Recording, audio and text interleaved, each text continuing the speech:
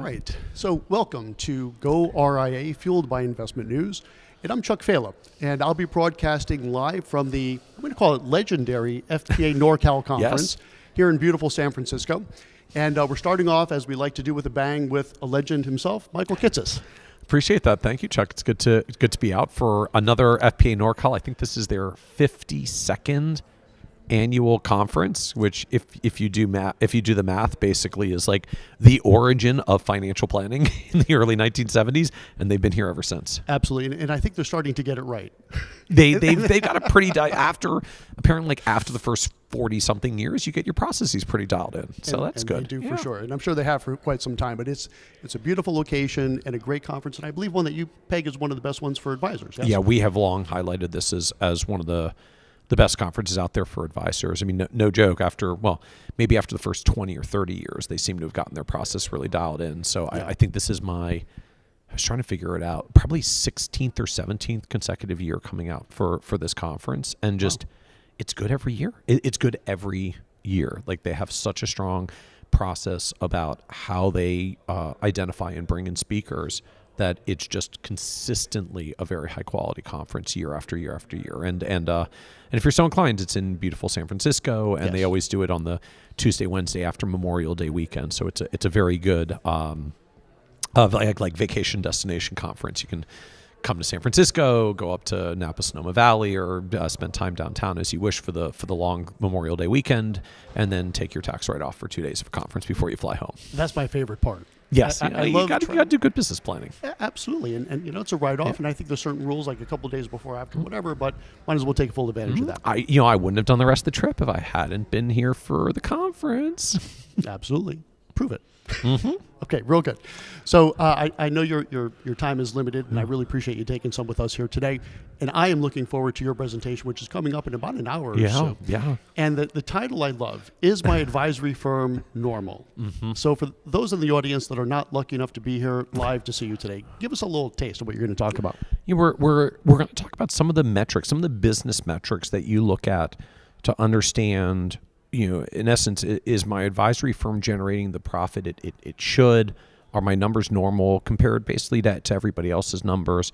And we're going to do it from a kind of a looking at your profit and loss statement as a financial advisor and some of the key metrics that come forth. I joke sometimes, like, give me just 4 or 5 numbers about your practice, and I can tell almost everything that's going on in your business. I just need to know what your revenue is. I need to know how many clients you've got. Now I can figure out your revenue per client and understand the kinds of folks that you serve. I need to know how many advisors you have.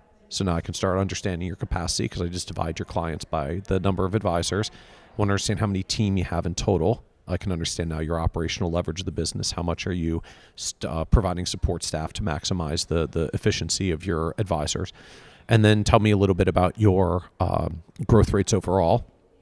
And I understand whether you've got a healthy marketing and growth machine, and to some extent whether your other numbers are out of whack or not. Because if you're going a little faster, you tend to have to staff for a little more capacity because you got all these clients coming on board.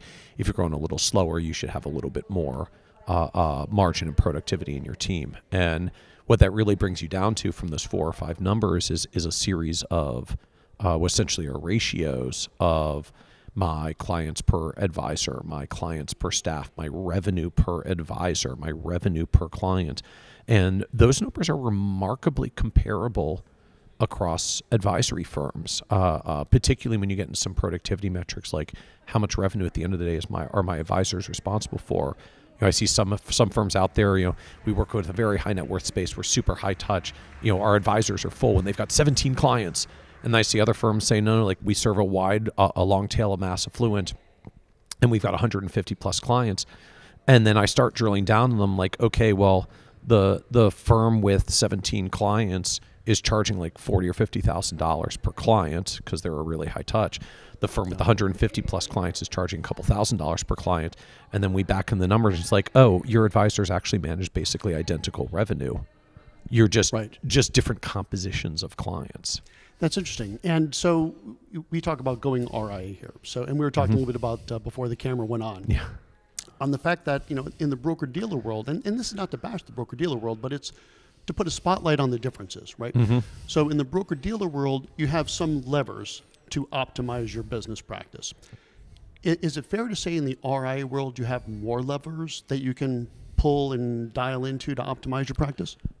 Yeah.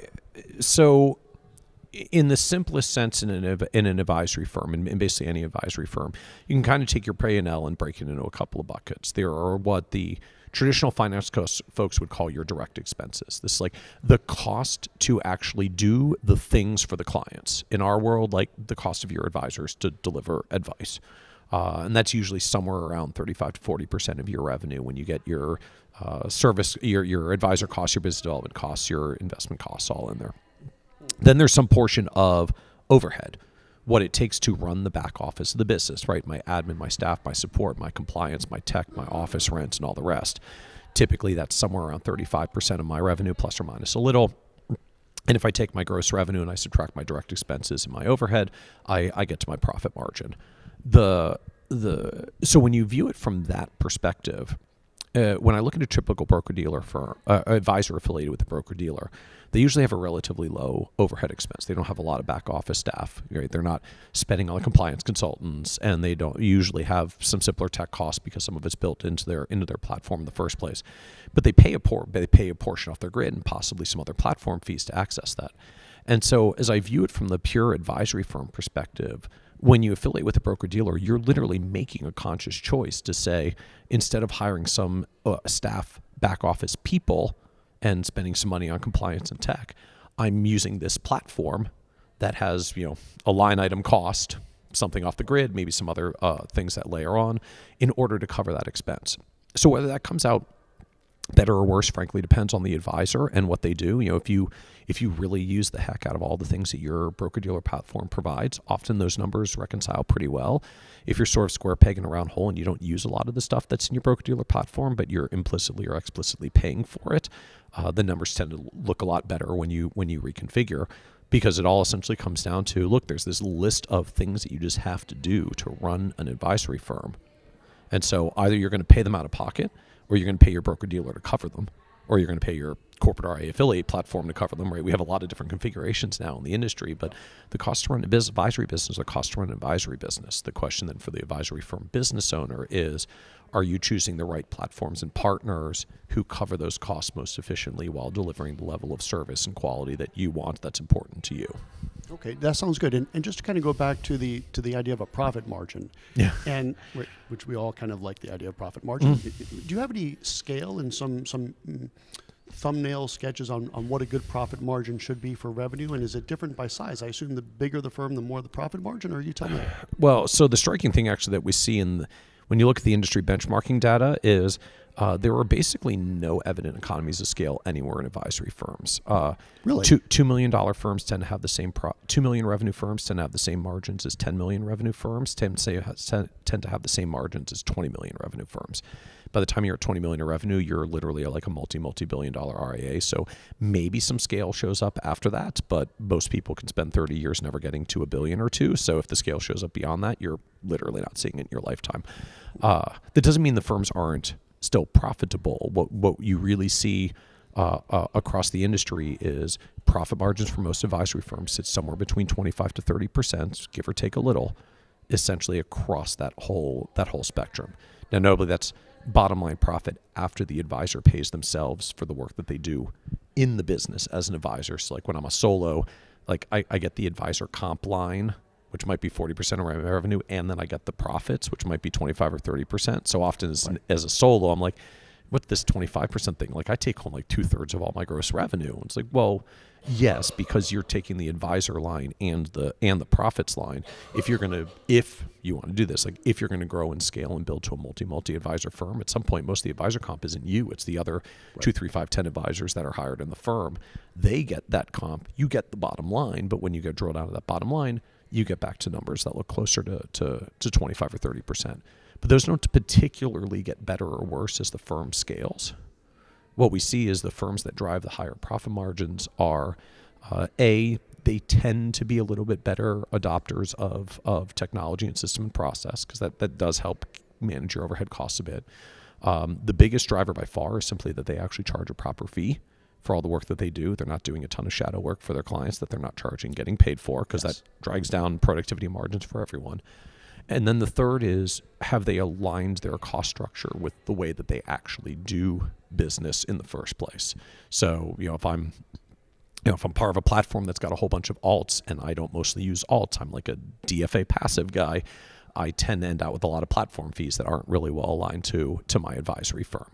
And so that alignment of, am I as a business owner spending costs on the things that are a really good fit and providing me good service as a firm, becomes the third big driver. And so that shows up in everywhere from, am I at the right BD? Should I be BD versus RIA because I'd rather just strip out some things that my BD isn't doing?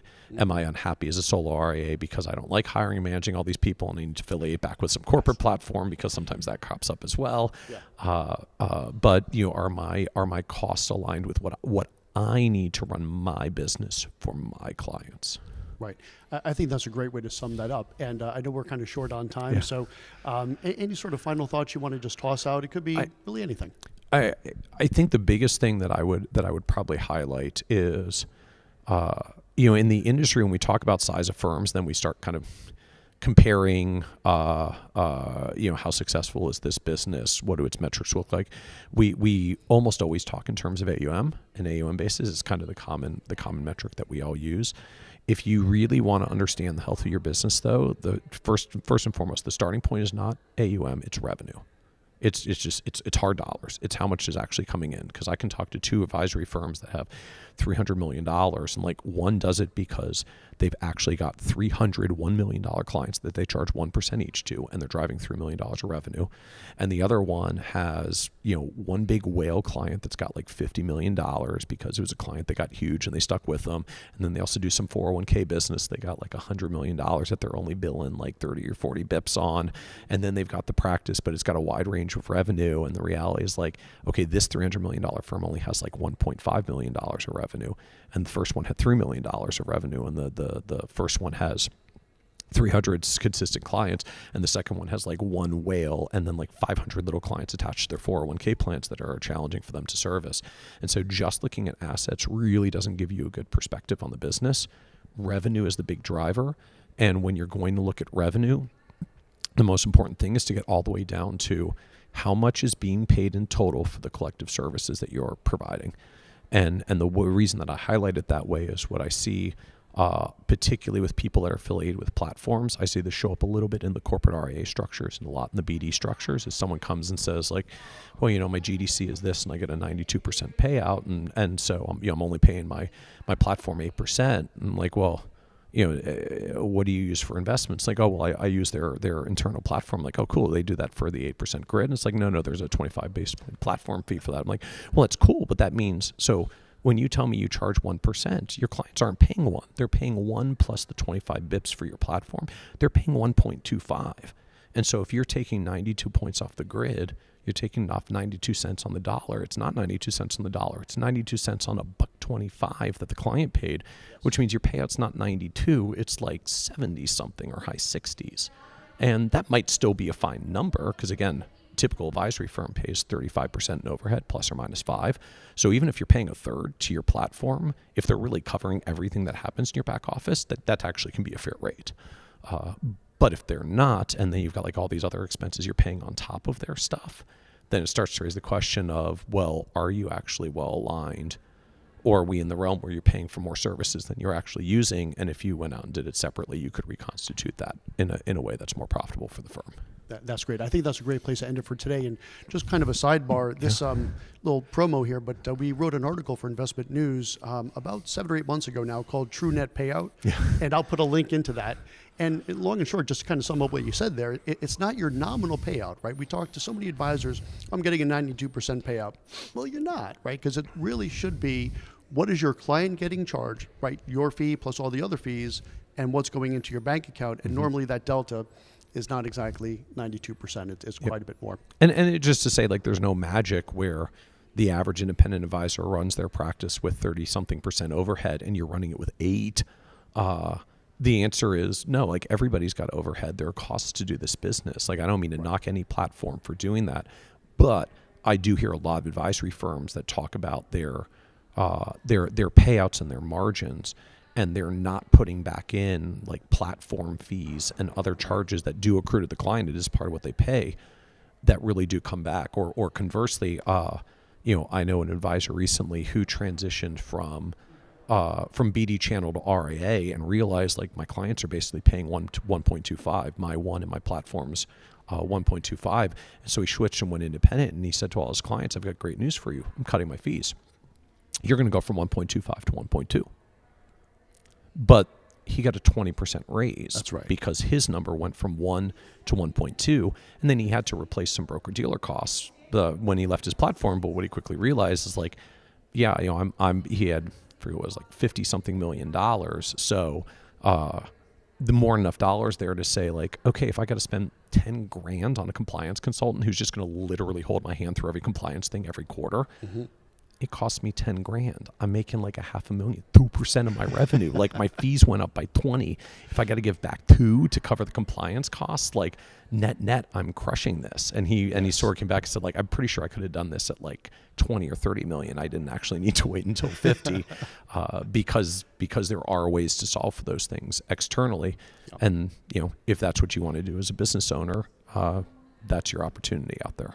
Without question. And that's a perfect place to end it for today. So Michael Kitces, thank you so much for taking some time. My pleasure. Absolutely. Thank you, And I'm Chuck. looking forward to your presentation. Awesome. Appreciate it. All right. Real good. So this is our first one for today. And I will be here today and tomorrow again at FPA NorCal. And stay tuned. I'll be back in another hour or so with some more content. Thanks for joining us. All right. Awesome. Thanks again.